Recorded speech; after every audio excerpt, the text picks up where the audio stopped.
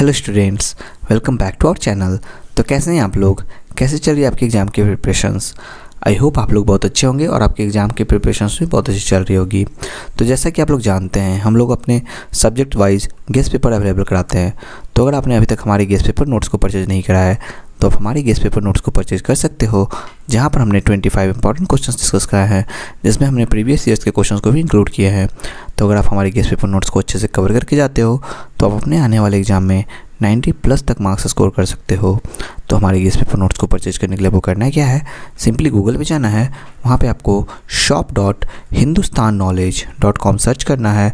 उसके बाद आप हमारे वेबसाइट पे चले जाओगे, जहाँ पे आपको सिंपली यहाँ पे सर्च कोड्स के ऑप्शन पे जाना है और अपना सब्जेक्ट कोड इंटर करना है, दैट इज़ BECE 144, और आपको यहाँ पे गेस्ट पेपर अवेलेबल हो जाएगा, जिसको आप आसानी से यहाँ से परचेज कर सकते हो। अगर आपको हमारे वेबसाइट से गेस्ट पेपर परचेज करने में कोई भी परेशानी होती है तो आप हमारे दिए गए व्हाट्सएप नंबर पे मैसेज करके भी हमसे गेस्ट पेपर परचेज कर सकते हो। हमारा नंबर है 9580023321, और इस तरह से अपने गेस्ट पेपर से पढ़ के अपनी तैयारी को और बेहतर कर सकते हो और एग्ज़ाम में अच्छे मार्क्स ला सकते हो। तो वापस अपने आज के सेशन के ऊपर आते हैं। तो अगर आपको ये सेशन पसंद आता है तो इसे लाइक करें। अगर आपने चैनल को अभी तक सब्सक्राइब नहीं किया है तो उसे सब्सक्राइब कर दें, और अगर आपने अभी तक हमारे व्हाट्सएप चैनल या फिर टेलीग्राम ग्रुप को ज्वाइन नहीं किया तो उसे ज्वाइन कर लें, जिसका लिंक हमने डिस्क्रिप्शन में दे रखा है, जहाँ पर हम आपको रेगुलर अपडेट्स देते रहते हैं। तो जो पहला क्वेश्चन हम डिस्कस करने वाले हैं, that is what do you understand by the term the time value of money? How is the concept of the time value relevant in financial decisions? So क्या मतलब है टाइम वैल्यू मनी का, और ये कैसे इस कॉन्सेप्ट का use किया जाता है फाइनेंशियल डिसीजन के अंदर?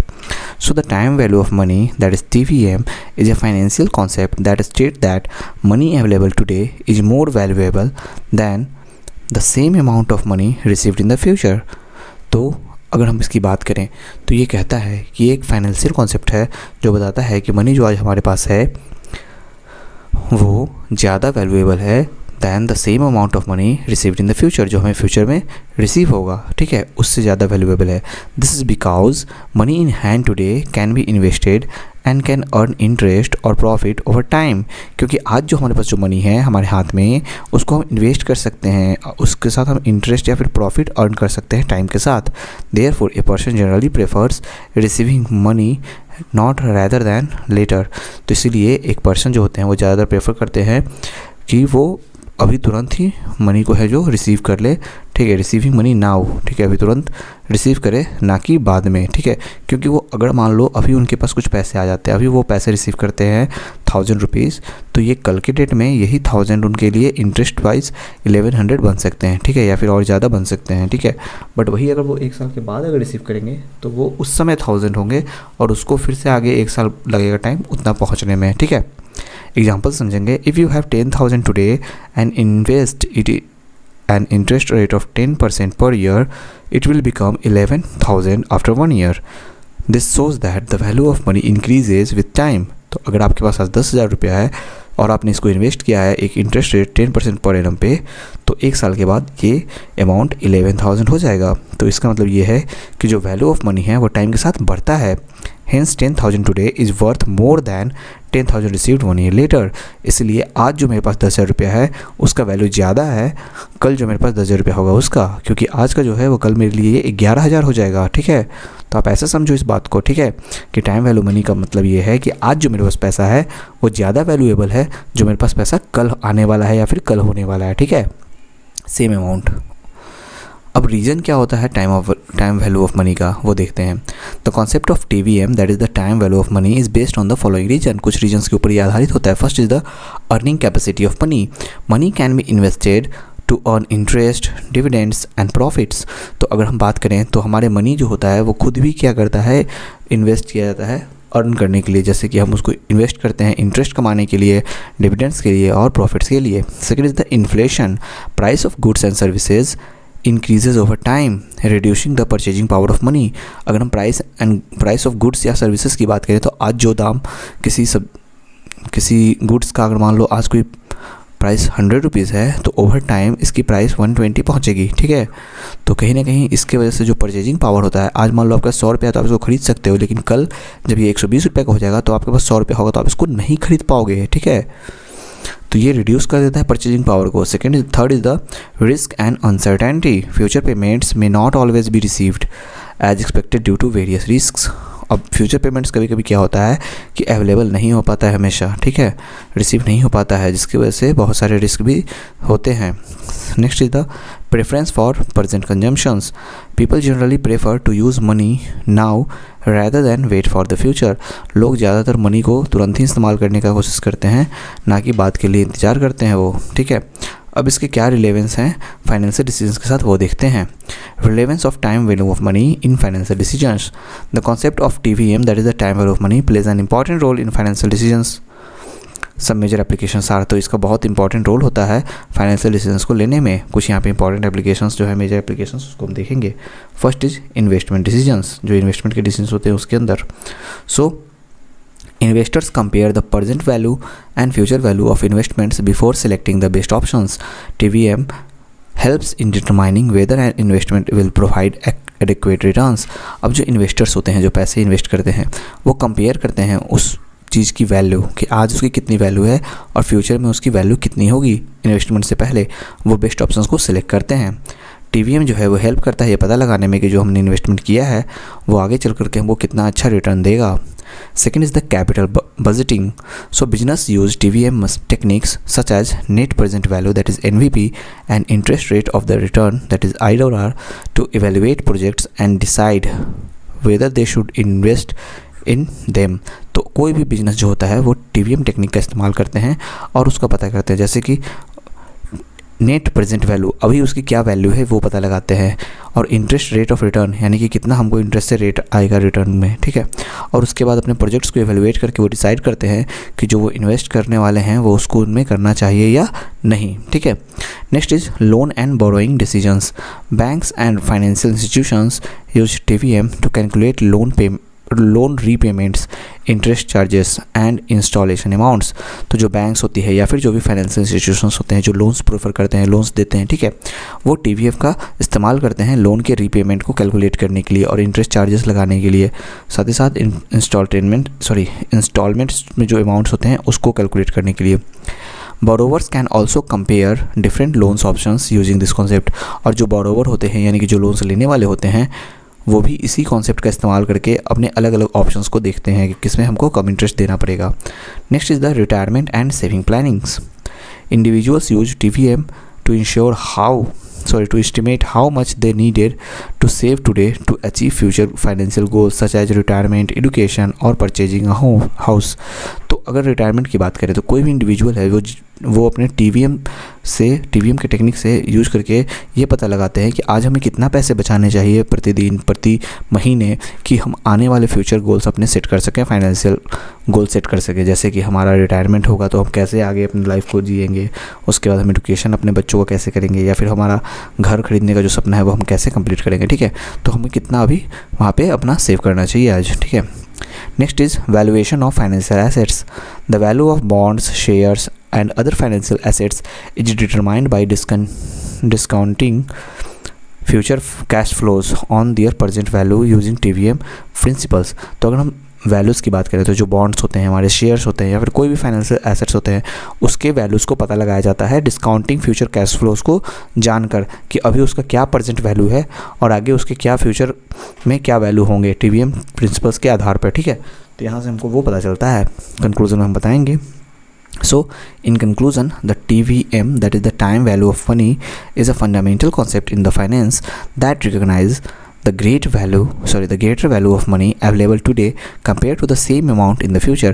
तो ये एक तरीका है जो कि फाइनेंशियल कॉन्सेप्ट के अंदर यूज़ किया जाता है, जहाँ पर हम पता लगाते हैं कि कोई भी जो हमारे पास आज पैसा है या फिर कोई भी एक एसेट है उसकी आज जो उसकी एक फाइनेंशियल वैल्यू है, ठीक है, वो आने वाले टाइम से कितना बेहतर है, कितना अच्छा है, ठीक है, कितना ज़्यादा है, ठीक है। It helps individuals, investors and businesses make informed decisions regarding investments, loan, savings and project evaluations. अगर हम बात करें तो ये मदद करता है इंडिविजुअल्स को, उनके इन्वेस्टर्स को बिजनेस के अंदर, कि उनको एक जानकारी मिले कि वो जो भी इन्वेस्टमेंट कर रहे हैं, लोन्स ले रहे हैं, सेविंग कर रहे हैं, या फिर जो अपना प्रोजेक्ट का इवैल्यूएशन कर रहे हैं, उसके लिए उनको अच्छी से जानकारी ये देता है। Understanding TVM is essential for effective financial planning and maximizing wealth over time. अब TVM को अच्छे से समझ पाना आपके लिए बहुत ही ज़रूरी है, क्योंकि ये कहीं ना कहीं आपके इफेक्टिव फाइनेंशियल प्लानिंग को बहुत ही इफेक्टिव बनाता है, बेहतर बनाता है, और साथ ही साथ आपके पैसे को बढ़ाता है समय के साथ साथ। तो जैसे कि हम देखते हैं कि आज मान लो हम आज कोई चीज़ खरीद रहे हैं जिसकी आज कीमत 40 रुपये प्रति केजी है, लेकिन कल ये 40 रुपये रहेगी ऐसी कोई ज़रूरी बात नहीं है। कल ये 60 रुपये प्रति केजी हो सकती है, ठीक है। मतलब उसकी दाम बढ़ेगी ही बढ़ेगी। जैसे बहुत सारे लोग आपको बताते होंगे कि वो बचपन में 10 रुपये केजी चीनी या फिर उससे भी कम 6 रुपये केजी 2 रुपये केजी चीनी खरीदते थे, बट आज उसकी दाम 44 रुपये हो गई है, ठीक है। तो ये क्या हो रही है, टाइम टू टाइम ये क्या होती है, पैसे जो है उसकी वैल्यू यहाँ पे आपकी आज के टाइम में बहुत ज़्यादा है, ठीक है। और यही 2 रुपया हमने आज इन्वेस्ट किया या फिर 1 केजी चीनी के नाम का जो पैसा इन्वेस्ट किया, तो वो आने वाले फ्यूचर में ये मेरा 2 का बहुत ज़्यादा हाई हो जाएगा, ठीक है। अब हम आज के टाइम में तो 2 रुपये में चीनी नहीं खरीद पा सकते हैं ना 1 केजी, बट उस टाइम में हम क्या कर रहे हैं, 2 रुपये में 1 केजी चीनी खरीद पा रहे थे, ठीक है। तो इस तरह से हम इसको देखते हैं इसके अंदर, ठीक है। नेक्स्ट क्वेश्चन हम डिस्कस करने वाले हैं, that is what are the important features of fixed income securities, explain in brief. So क्या होता है इसके important features, fix income securities के क्या होते हैं इंपॉर्टेंट फीचर्स, ये हम देखेंगे और उसको ब्रीफ में एक्सप्लेन करेंगे। So fixed income securities are financial instruments that provide investors with a fixed and regular income over a specific period. तो फिक्स इनकम सिक्योरिटीज़ का मतलब होता है कि जो फाइनेंशियल इंस्ट्रूमेंट है वो हमको इन्वेस्टर्स को बताता है कि वो कितने फिक्स्ड और रेगुलर इनकम जो है वो एक स्पेसिफिक पीरियड के लिए रख सकते हैं ओवर टाइम। हाँ, examples include bonds, debentures, treasury bills and government securities. These securities are considered safer than many other investments options because they offer predictable returns. So अगर हम बात करें एग्जांपल्स में, तो यहाँ पे जो हमारे पास फिक्स इनकम सिक्योरिटीज़ होते हैं, जैसे कि हमारे बॉन्ड्स हो गए, ठीक है, जो भी डिवेंचर्स हो गया, ठीक है, या फिर जो ट्रेजरी बिल्स हो गए, या फिर गवर्नमेंट की जो सिक्योरिटी होती है वो सारी आती है इसके अंदर। और ये जो है वो सिक्योरिटीज़ वो ये कहीं ना कहीं सेफ़र मानी जाती हैं दूसरे किसी इन्वेस्टमेंट ऑप्शन से, क्योंकि ये काफ़ी हद तक हमको एक प्रेडिक्टेबल रिटर्न ऑफर करती है, ठीक है। अब इसके अंदर क्या क्या आता है वो हम एक करके समझते हैं। First is the fixed interest income. The main feature of the fixed income securities is that they pay a fixed rate of interest known as the coupon rate. Investors receive regular interest payments usually monthly, quarterly और annually. This provides a stable source of income. अब यहाँ पे अगर हम बात करें एक fixed income securities की, तो इसका एक जो इम्पॉर्टेंट फीचर ये है कि ये हमको एक फिक्स रेट ऑफ इंटरेस्ट देते रहता है, जिसको हम कूपन रेट कहते हैं, ठीक है। अब इन्वेस्टर्स जो होता है उसको एक रेगुलर बेसिस पे इंटरेस्ट का पेमेंट मिलते रहता है, चाहे वो मंथली मिले, क्वार्टरली मिले या फिर ईयरली मिले, और ये एक स्टेबल सोर्स ऑफ इनकम हो जाता है। Second is the fixed maturity period. Every fix income security has a specific maturity date. कोई भी अगर हम फिक्स इनकम सिक्योरिटी की बात करें तो उसका एक स्पेसिफिक डेट होता है, 6 महीने, 1 साल, 5 साल, 10 साल, कि इतने टाइम में आपका ये मैच्योर हो जाएगा। On this date the issuer repays the principal amount invested by the investor. अब इस समय क्या होता है, जो इशू करने वाले होते हैं इस टाइम पे, उस डेट पे वो रीपे करते हैं अपने प्रिंसिपल अमाउंट को जो उन्होंने इन्वेस्टर को इन्वेस्ट किया था। द मैच्योरिटी पीरियड में range from a few month to several year. अब ये मैच्योरिटी पीरियड जैसा कि हमने बताया 2 महीने हो सकता है, 6 महीने हो सकता है, 5 साल हो सकता है, 10 साल हो सकता है, तो ये महीने से लेकर साल तक में कभी भी हो सकता है। Next is the capital safety. Fixed income security has generally considered safer investments compare to the shares. अगर शेयर्स की तुलना में बात करें तो जो फिक्स्ड इनकम सिक्योरिटी होता है वो काफ़ी हद तक सुरक्षित माना जाता है। Government securities are specially safe because they are backed by the government. Government के सिक्योरिटीज़ को सेफ इसलिए भी माना जाता है क्योंकि ये बाद में गवर्नमेंट के द्वारा लिया जा सकता है। Investors who prefer low risk often choose they securities. तो वैसे इन्वेस्टर्स जो लो रिस्क को ज़्यादा प्रेफर करते हैं, जिनको ज़्यादा रिस्क लेना मतलब अच्छा नहीं लगता या फिर नहीं लेते हैं, वो इसी ऑप्शंस को चूज करते हैं, इसी रिस्क को चूज करते हैं, ठीक है। Next is the predictable returns. The returns from the fixed income securities are known in an advance. तो इसके जो रिटर्न्स होते हैं वो भी हमको एडवांस में पता होते हैं। Since the interest rate is fixed, investors can easily estimate the income they will receive during the investment period. अब चूंकि इसके जो इंटरेस्ट रेट है वो फिक्स होते हैं, वो कभी बढ़ेंगे नहीं, घटेंगे नहीं, तो जो इन्वेस्टर है जिसने अपने पैसे लगाए हैं उसको पता होता है कि वो कितने पैसे हमेशा पाते रहेगा। अगर वो मंथली है तो उसको मंथली टाइम पीरियड में मिलते रहेंगे। जो भी इन्वेस्टमेंट का पीरियड होता है, जैसे कि अगर मंथली है तो मंथली मिलेंगे, क्वार्टरली तो क्वार्टरली मिलते रहेंगे, तो उसको पता होता है कि उसको कितना मिलने वाला है, ठीक है। Next is the lower risk. These securities carry lower risk than equity investment. Equity investment की तुलना में इसकी जो रिस्क होते हैं वो बहुत ही कम होते हैं। Even though some risk exist specially with corporate bonds, the risk is usually much lower than that of stock market investments. फिर भी इसके अंदर कुछ तो रिस्क होता है, लेकिन जो कॉर्पोरेट बॉन्ड्स होते हैं खास करके उसमें जो रिस्क होता है वो बहुत ही कम होता है, खास करके स्टॉक मार्केट के कंपैरिजन में। Next is regular cash flow. Fixed income securities provide regular cash flow through interest payment. तो जो फिक्स्ड इनकम सिक्योरिटीज होती हैं वो लगातार कैश फ्लोज करते रहते हैं अपने इंटरेस्ट के पेमेंट्स के लिए। This feature is partially useful for retired people and investors who need a steady income to meet their expenses. और ये जो है फीचर्स जो भी है ये काफ़ी हद तक यूज़ किया जाता है रिटायर्ड पीपल या फिर इन्वेस्टर्स के लिए जो एक इनकम चाहते हैं हमेशा लगातार, ठीक है, हर महीने वाइज, कि अपने वो जो एक्सपेंसेस हैं उसको पूरा कर पाएँ। Next is credit rating. Many fixed income securities are rated by credit rating agencies. बहुत सारे जो फिक्स्ड इनकम सर्विस सिक्योरिटीज़ हैं उसको रेट किया जाता है, रेटेड होते हैं वो दूसरे किसी रेटिंग एजेंसीज के द्वारा। The rating indicates the issuer ability to repay interest and principal on time. और ये जो रेटिंग होता है वो बताता है कि जो इशू करवाने वाला है वो कितने हद तक अपना टाइम पे जो भी है पेमेंट्स वो कर पाता है, ठीक है, with in time limit. Higher rated securities are generally safer. जिस सिक्योरिटीज़ की रेटिंग हायर होती है वो ज़्यादा सेफर माना जाता है, तो लोग उसमें ज़्यादा इन्वेस्ट करते हैं। Next is the liquidity. Some fixed income securities can be bought and sold in the financial market before maturity। कुछ जो फिक्स सिक्योरिटी होती हैं उसको बेच दिया जाता है या फिर खरीदा जाता है फाइनेंशियल मार्केट में उसके मैच्योरिटी पूरने से पहले ही। This features provide liquidity to investors who may need money before the maturity date. और ये उनको लिक्विडिटी प्रोवाइड्स करती है उन इन्वेस्टर्स को जिनको पैसे की ज़रूरत होती है मैच्योरिटी से पहले ही। मतलब मान लो मैच्योरिटी की डेट है 15 अगस्त और उनको और पैसे ही अपने पैसे पहले चाहिए तो वो यहाँ पे इसका इस्तेमाल करते हैं। Next is the diversification.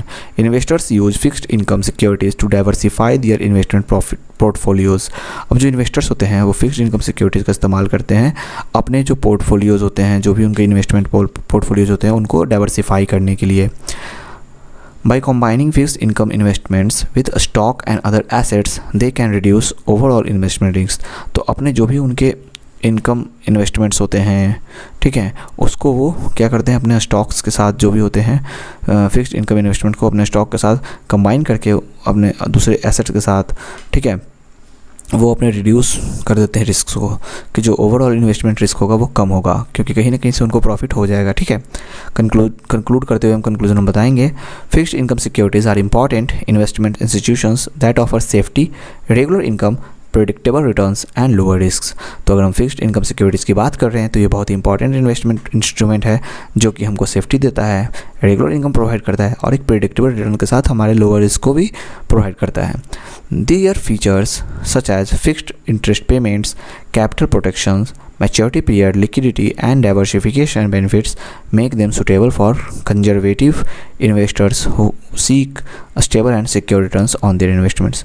तो वैसे इन्वेस्टर्स जो काफ़ी कंजर्वेटिव माइंड के हैं, जिनको ज़्यादा रिस्क नहीं लेना है, जो कि बहुत ही आराम से अपनी ग्रोथ को चाहते हैं, तो वैसों के लिए ये बहुत ही इंपॉर्टेंट हो जाता है इसके कई सारे फीचर्स की वजह से, जैसे कि एक फिक्स्ड इंटरेस्ट हमेशा इनसे मिल सकता है, ठीक है, कैपिटल प्रोटेक्शन होगा, ठीक है, मैच्योरिटी पीरियड इसमें होता है, लिक्विडिटी होता है, डाइवर्सिफिकेशन होता है, ये सारे बेनिफिट्स इसको यहाँ पे प्रोवाइड करते हैं, ठीक है।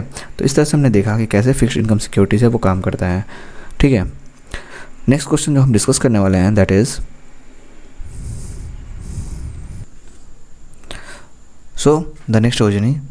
The next question is, what is financial market? What are the different types of financial markets? Explain their functions. A financial market is a place where people, businesses and governments buy and sell financial assets such as shares, bonds, currencies and other services. It helps in the flow of money from those who have extra funds to those who needs funds. Financial markets play an important role in the economic development of a country. तो financial market एक तरह का एक जगह होता है जहाँ लोग, बिजनेस या फिर कोई भी गवर्नमेंट है किसी भी फाइनेंशियल एसेट को खरीदती है, बेचती है, जैसे कि उसके शेयर्स को, बॉन्ड्स को, करेंसी या फिर किसी दूसरे सिक्योरिटीज़ को। ये मदद करता है कि जो पैसे का फ्लो है वो जो एक्स्ट्रा फंड है जिनके पास, वहाँ से जिनके पास फंड्स नहीं है वहाँ तक पहुँचे। फाइनेंशियल मार्केट एक इंपॉर्टेंट रोल प्ले करता है economic development of a country में। क्या होता है ये फाइनेंशियल मार्केट, ये समझते हैं।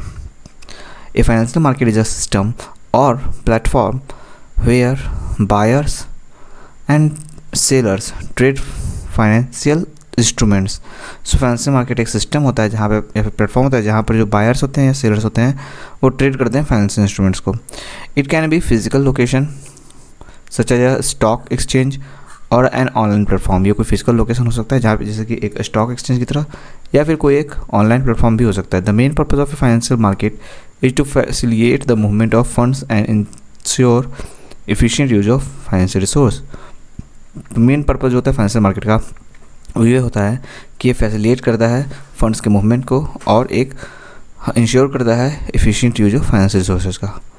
इसके कुछ टाइप्स होते हैं, समझते हैं। Types of financial market. First the money market. The money market deals with short-term funds and financial instruments with a maturity period of less than 1 year. It includes treasury bills, commercial papers, and certificates of deposit. Business and governments use this market to meet their short-term financial needs. तो money market ऐसा होता है जहाँ पर हमको short terms के लिए कोई फंड या फिर फाइनेंशियल इंस्ट्रूमेंट की ज़रूरत होती है और इसकी मैच्योरिटी पीरियड 1 साल से भी कम होता है। इसके अंदर हम ट्रेजरी बिल्स देखते हैं, कॉमर्शियल पेपर्स होते हैं, सर्टिफिकेट्स ऑफ डिपॉजिट्स होते हैं, ये सारे इसके अंदर आते हैं। कोई भी बिजनेस या गवर्नमेंट जो होते हैं वो इस मार्केट का इस्तेमाल करते हैं अपने शॉर्ट टर्म फाइनेंशियल नीड को कंप्लीट करने के लिए। Next is the capital market. The capital market deals with long term funds and securities. तो कैपिटल मार्केट में ये लॉन्ग टर्म फंड्स के लिए या फिर सिक्योरिटीज़ के लिए इस्तेमाल किया जाता है।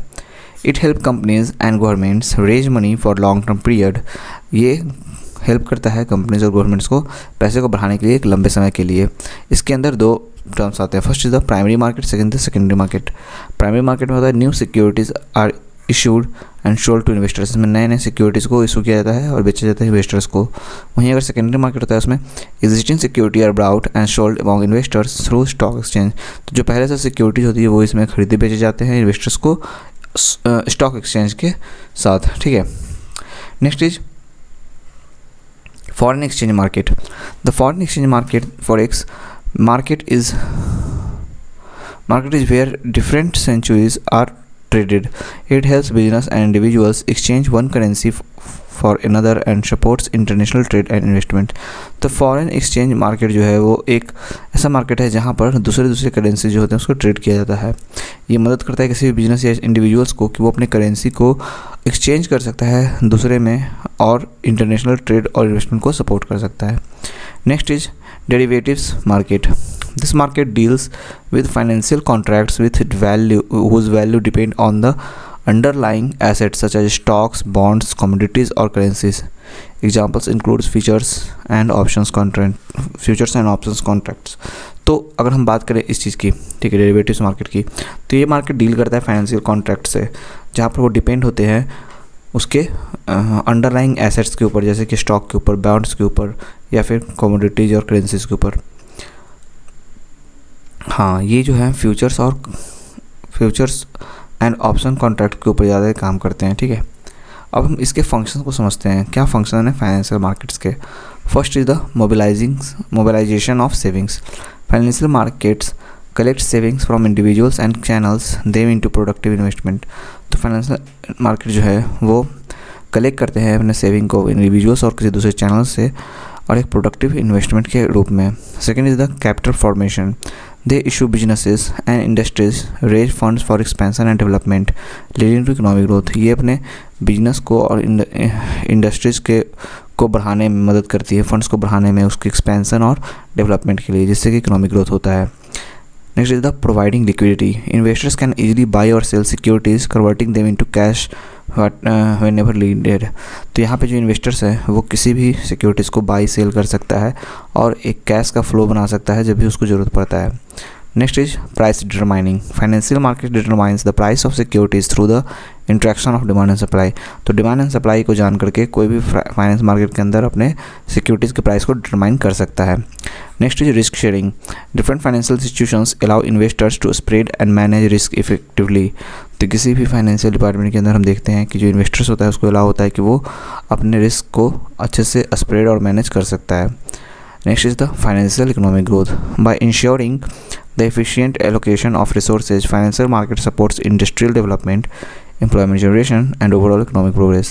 तो एक अच्छा इफ़िशिएंट एलोकेशन ऑफ रिसोर्सेज को दे करके और फाइनेंस को सपोर्ट करके जो इंडस्ट्रियल डेवलपमेंट के लिए होते हैं या फिर एम्प्लॉयमेंट जनरेशन करके एक ओवरऑल इकोनॉमिक प्रोग्रेस यहाँ पे देखने को मिलता है।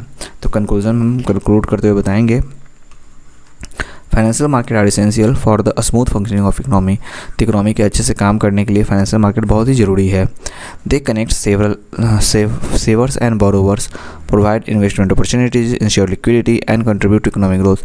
तो ये सेवर और बोरोवर्स, ठीक है, जिनके पास पैसा ज़्यादा है दैट इज़ द सेवर्स, और जिनके पास पैसा कम है वो होते हैं बोरोवर्स। उनके बीच ये कनेक्शन बनाता है, इन्वेस्टमेंट अपॉर्चुनिटी देता है, लिक्विडिटी को इंश्योर करता है और इकोनॉमिक ग्रोथ में कंट्रीब्यूट दिखाता है।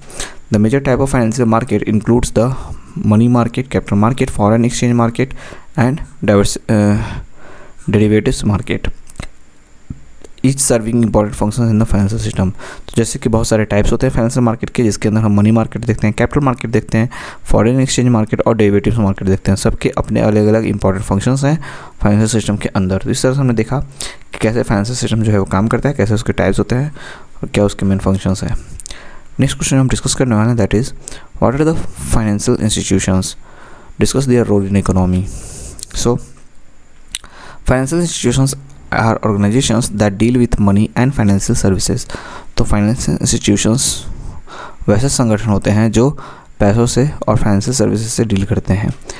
दे help people, business and governments save, borrow, invest and manage their money.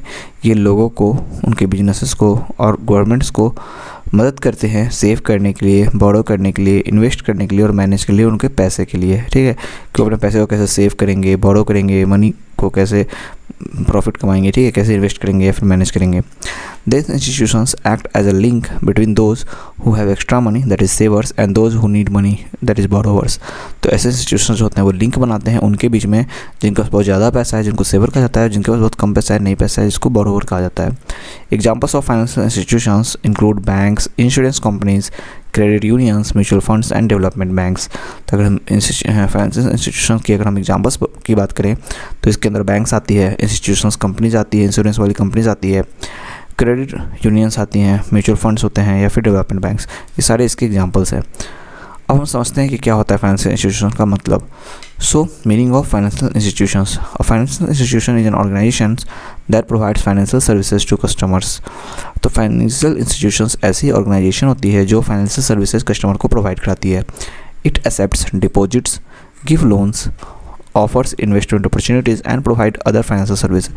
तो ये डिपॉजिट्स को एक्सेप्ट करती है, लोन्स देती है, अलग अलग इन्वेस्टमेंट अपॉर्चुनिटीज़ को ऑफर करती है और साथ ही साथ फाइनेंशियल सर्विसेज भी प्रोवाइड कराती है। This institutions play an important role in the smooth functioning of financial system of a country. तो किसी भी देश के अंदर फाइनेंशियल सिस्टम का बेहतर अच्छे तरीके से काम करने के लिए ऐसे इंस्टीट्यूशंस का होना बहुत ही ज़रूरी है। अब कुछ ऐसे जो इंपॉर्टेंट इंस्टीट्यूशंस हैं उनकी हम यहाँ पे बात कर लेते हैं। So they are commercial banks, central banks, insurance companies, mutual funds, non-bank financial companies and development banks। तो ये सारे इसके क्या हैं, ऐसे कुछ फाइनेंशियल इंस्टीट्यूशंस हैं जो कि काफ़ी अच्छा अपना रोल निभाती हैं। अब इसका क्या रोल है ये देखते हैं। Role of financial institutions in the economy, इनका इकोनॉमी में क्या रोल है। First is the mobilization of savings. Financial institutions encourage people to save money and provide safe deposit facilities.